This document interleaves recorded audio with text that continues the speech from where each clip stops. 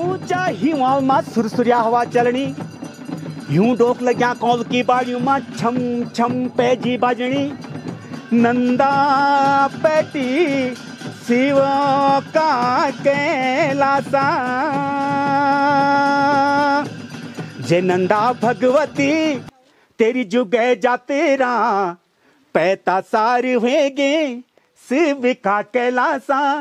जे नंदा भगवती तेरी जुगे जातेरा, पैटनी लगेगे शिव का कैलासा।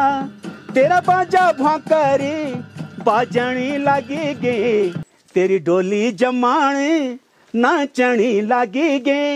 जय नंदा भगवती तेरी जुगे जातेरा, पैटनी लगेगे शिव का कैलासा। पैर पैर नंदा घाघरी अंगड़ी, पैरों का पोलिया नाक की नथुली। नंदा पेटी शिव का कैलासा, पैर पैर नंदा घाघरी अंगड़ी, पैरों का पोलिया नाक की नथुली।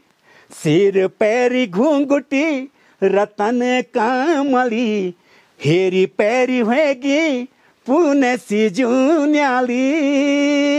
जय नंदा भगवती तेरी जुगे जातेरा, पैता सार होंगे शिव का कैलाश। पैटनी लगेगे शिव का कैलासा। नमस्कार साथियों, मेरा नाम संदीप गुसाई है। गरपक से नंदा देवी की डोली थोड़ी देर में जो गांव है जेलम वहां पहुंचने वाली है, और जो तमाम महिलाएं हैं वो मांगल गीत गा रही हैं। दरअसल जब भी डोली एक गांव से दूसरे गांव प्रस्थान करती है तो इसी तरीके से पारंपरिक ड्रेस में जो गांव की महिलाएं होती हैं वो जागर गाती हैं। इस तरीके से मां नंदा देवी को आमंत्रित करती हैं कि वो उनके गाँव आएँ, और इसके बाद भी जागर लगेंगे। रात को कार्यक्रम हो ही रहे हैं। तो ये एक प्रक्रिया है, जब भी मां नंदा की डोली किसी गांव में पहुंचती है तो तमाम महिलाएं मां नंदा देवी के जागरों का गायन करते हैं।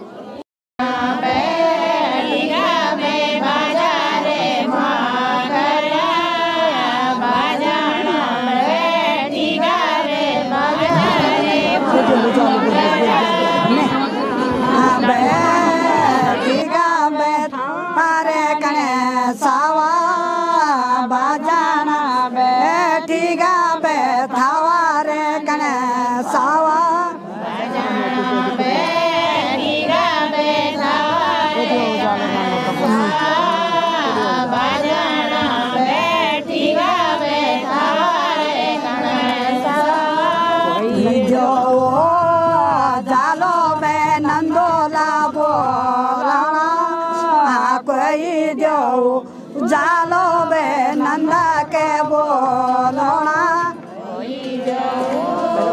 जालो बे नंदा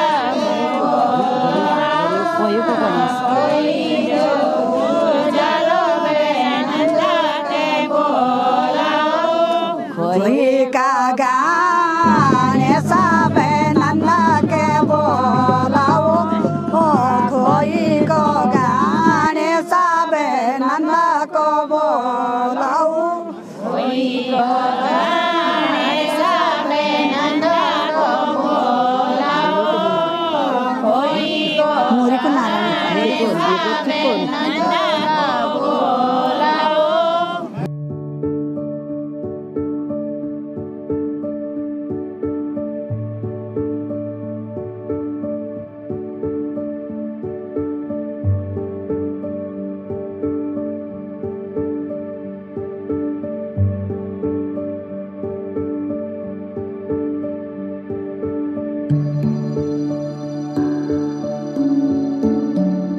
सर, ये जेलम गांव जो है मां नंदा का जो है मायका है, और सबसे पहले मां नंदा को बुलाने के लिए ही जेलम के लोग ही जाते हैं, तभी जाकर के नंदा माई जो है अपने स्थान छोड़ती है। जब मां नंदा पूरा मतलब नीति वेली का भ्रमण कर लेती है, उसके बाद जब मां नंदा अपने स्थान पे जाती है तो वहाँ पे भी जेलम वालों का होना बहुत अनिवार्य है।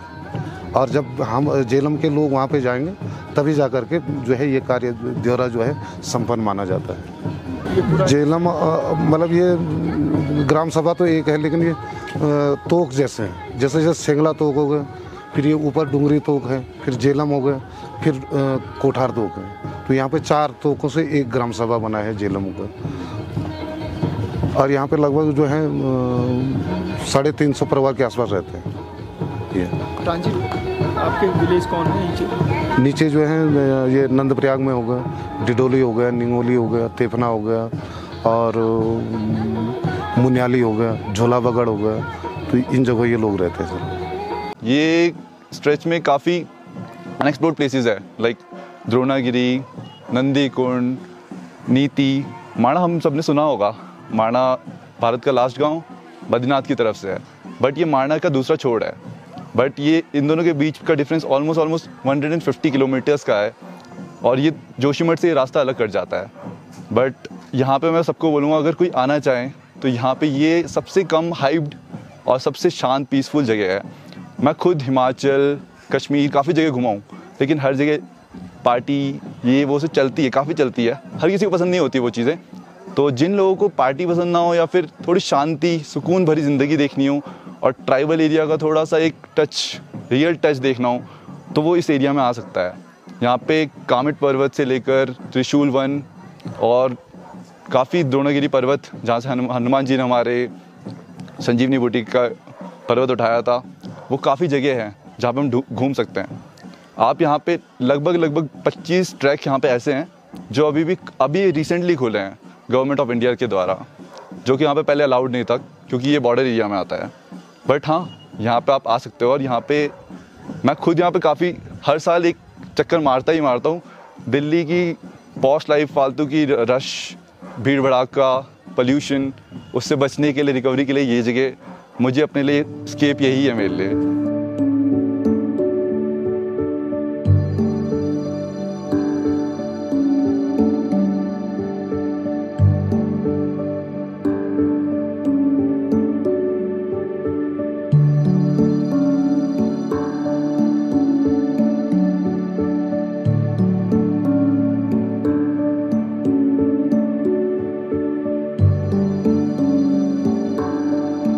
ये सेब के बगीचे जो आप देख रहे हैं, ये झेलम और पूरी नीति घाटी की शान है। दरअसल हम अगर ऑर्चर्ड और एप्पल ऑर्चर्ड की बात करें पूरे उत्तराखंड में, तो हम हरसिल हमारे दिमाग में आता है, हमारे दिमाग में रामगढ़ और मुक्तेश्वर आता है, और जो झेलम यानी नीति वैली है वो आता है। उसके अलावा उत्तरकाशी का जो मोरी क्षेत्र वो आता है। झेलम में पिछले 20 सालों में बहुत ज़्यादा चेंज हुआ है, ख़ास तौर पे एप्पल के ऑर्चर्ड में। और यहाँ के एप्पल जो हैं वो मुंबई तक जाते हैं। जो डोली जिस गांव में आती है वो सेंगला है, और सेंगला इसी झेलम का पार्ट है। तो इस पूरी झेलम को एक्सप्लोर करते रहेंगे, चीज़ें आपको बताते रहेंगे।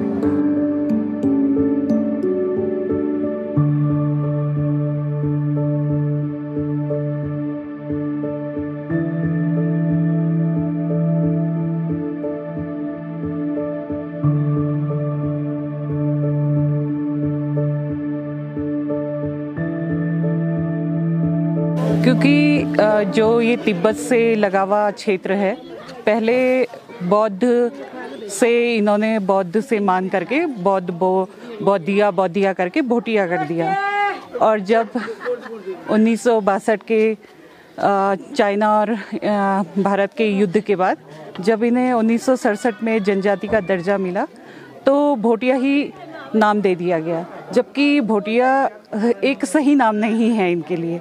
ये भोट क्षेत्र था, पहले तिब्बत के राजाओं का यहाँ शासन था, तो ये एरिया लगभग यहाँ तिब्बती रहते थे, तो इसीलिए इस क्षेत्र को भोट क्षेत्र कहा गया, तो भोटिया ही कह दिया। तो इनका सही उच्चारण मुझे लगता है कि एक तो जो मारछा लोग हैं, यहाँ 3 वर्ग हैं। एक नीति जो घाटी है, नीति घाटी में मारछा हैं और तोलछा हैं, और माणा जो है दूसरी घाटी, माणा में मारछा हैं। तो ये अपने को रंगपा ही कहते हैं, लेकिन तोलछा अपने को तोलछा कहते हैं। तो क्योंकि एक जनजाति का इनको दर्जा मिला है, तो ये अपने को रंगपा ही कहने लग गए हैं, वरना तोलछा मारछा ही इन्हें कहा जाता है। और इनकी भाषा कुछ विशिष्ट है, क्योंकि यहाँ अलग अलग जातियों के अलग अलग हूण, यक्ष, खस, नाग, और मैं तो अपनी जनजाति को कहूँगी कि किरात हैं। किरात क्योंकि मंगोल हैं, मंगोलिया से आए हैं। जो मुख मुद्रा है, शारीरिक आकार प्रकार है, वो भी मंगोलाइट मिलती जुलती है। जो तोलछा हैं उनकी भाषा जो है, बोली, डायलेक्ट जो है, वो गढ़वाली से मिलती जुलती है। अगर आप थोड़ा सा बुद्धि पे जोर डालेंगे तो आप समझ सकते हैं कि क्या कह रहे हैं। और मारछा जो है वो आप कितना भी जोर डालेंगे तो आप नहीं समझ पाएंगे, वो बिल्कुल ही डिफरेंट भाषा है। तो मारछा की बोली को हम कह सकते हैं कि नाग भाषा है, एकाक्षरी है। और जितनी भी जनजाति हैं हिमालय क्षेत्र में है, आसाम से लेकर के मेघालय, जहाँ भी सिक्किम और जम्मू कश्मीर से लेकर के जो भी पिथौरागढ़ में ले लेते हैं, उत्तराखंड में, तो पिथौरागढ़ की जो रंग है, वहाँ भी जो ट्राइबल हैं रंग हैं, तो रंग, रंगपा, रांग, रोंग, ये असम तक जो फैले हुए हैं, इनकी अपनी एक अलग विशिष्ट भाषा है। तो इनके कुछ कुछ शब्द मिलते जुलते हैं। अलग अलग जाति के लोग यहाँ आए रहे, तो उनकी भाषाओं का प्रभाव भी इनकी बोली में पड़ना स्वाभाविक ही है। तो कुछ बोलियाँ इनकी, मुंडाओं की भी बोलियाँ इनमें मिलती हैं, शब्द मिलते हैं, द्रविड़ों के मिलते हैं, आर्यों के मिलते हैं। और सबसे ज़्यादा मुझे लगता है कि खसकुरा जो है, पुरानी पहाड़ी जिसे कहते हैं, वो उसके शब्द काफ़ी तोलछा भाषा में मिलते हैं।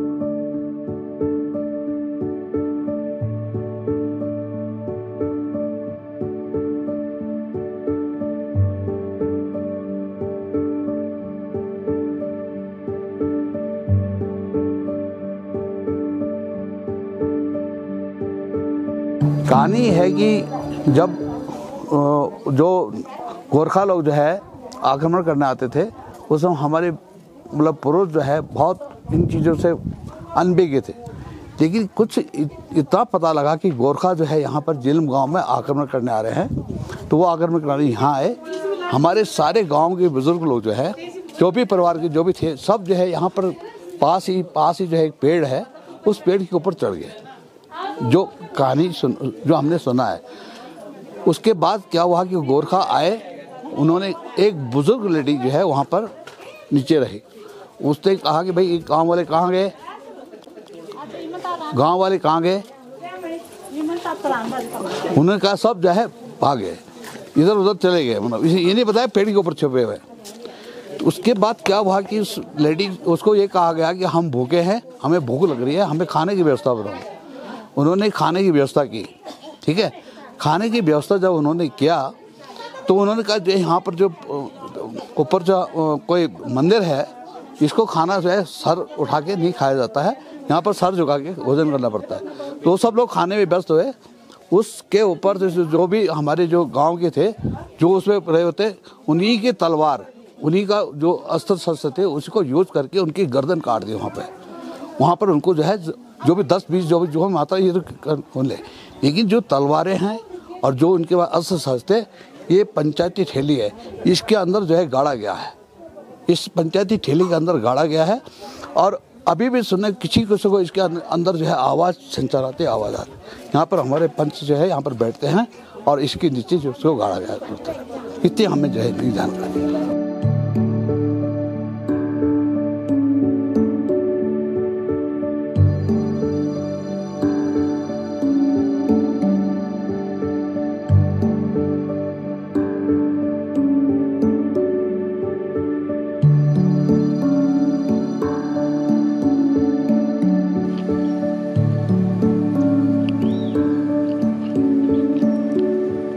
मैंने तो एक बार यहाँ हिमाचल की तरफ गया ना घूमने, तो मैंने सोचा देखो भाई ऐसी क्लाइमेट हमारे यहाँ भी है, अरे इससे तो ज़्यादा पानी हमारे इधर है। पानी इतना तो और जगह है ही नहीं, चाहे टिहरी हो चाहे उत्तरकाशी हो, इतना पानी थोड़ी है, इवन हिमाचल में भी नहीं है। तो हमने कहा जब पानी है तो पेड़ तो होंगे ही। तो हमने कुछ शुरुआत करी तो एक दीपक सती थे, इंस्पेक्टर हॉर्टिकल्चर का, बड़ा वर्कर आदमी था वो। उसने कहा आप लगाओ तो सही, आपको बहुत बेनिफिट होगा। उस कार्यकाल से मैंने शुरू किया, थोड़ा थोड़ा थोड़ा करके। अब जो है खुमानी भी लगाता हूँ, और ये सेब तो है ही, नाशपाती के वो प्रोडक्शन हो रहा है थोड़ा थोड़ा। ये कितने होंगे पेड़, और गांव वालों ने भी शुरू कर दिया? हाँ, गांव वालों भी काफ़ी लगे हैं, ये केतु के लोग, कुछ लोग पेड़ मतलब पहले से काफ़ी लगे। एक दो लोगों ने तो बगीचा बना लिए। उन्होंने कहा यार आप जैसे बताएंगे वैसे लगाएंगे हम, लगाए उन्होंने। जैसे कई लोग नहीं लगाते, तो ज़्यादातर हमारा पहाड़ में ऐसे हो गए, घूम कर हो गए ना, लोग काम नहीं करना चाहते। आपके पास कौन कौन सी वैरायटी है सेब की? सेब की है डेलिशियस है, और राइमर, और ये क्या कहते हैं उसको, इस पर, ये 3-4 वैरायटी हैं अभी। आपको लगता है नीति घाटी में बहुत पोटेंशियल है सेब के प्रोडक्शन में? हाँ, बहुत कुछ है यहाँ तो। करे आदमी तब ना, नहीं करेगा तो कहाँ से होता है। अब मलारी की तरफ भी शुरू हो रहा है? हाँ, बहुत शुरू कर दिया लोगों ने। मलारी, कैलाशपुर, इवन वहाँ फरिया, गमसारे वगैरह, नीति तक भी हो गए शुरू, लोगों ने कर दिया, काफ़ी पेड़ लगा दिए।